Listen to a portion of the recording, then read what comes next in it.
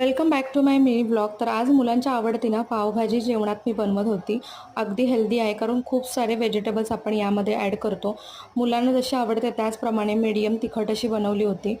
त्यानंतर मग मी म्हटलं चला आता कपडे वगैरे सुकले होते तर ते सुद्धा काढून घेऊया. आणि आपल्याला नेहमी असं वाटत असतं की आपल्या सवयी ज्या असतात त्या कधीच बदलत नाही, त्या कॉन्स्टंट राहतात. पण तसं नसतं. काही सवयी आपल्या वेळेनुसार बदलतात. जागा बदलली की सवयीसुद्धा बदलतात. तर असं मी का बोलते तुम्हाला पुढे ब्लॉगमध्ये मी सांगेनच. तर कपडे सुकले होते ते काढून घेतले. 2 दिवसाचे कपडे जमा झाले होते, त्यामुळे म्हटलं टर्न बाय टर्न आपण वॉश करून घेऊया. आणि सोमवारसाठी थोडीफार तयारी करायची होती, त्यामुळे कडधान्यसुद्धा भिजत घातले होते. तर जुन्या घरामध्ये ना मला बेडरूमची विंडो जी होती तिथे बसून चहा प्यायला किंवा काही चिंतन करायचं असेल, काही गोष्टी ठरवायच्या असेल, तर माझी ती आवडती प्लेस होती. नवीन घरात आल्यानंतर मला प्रश्न पडलेला की कसं होईल आता माझं.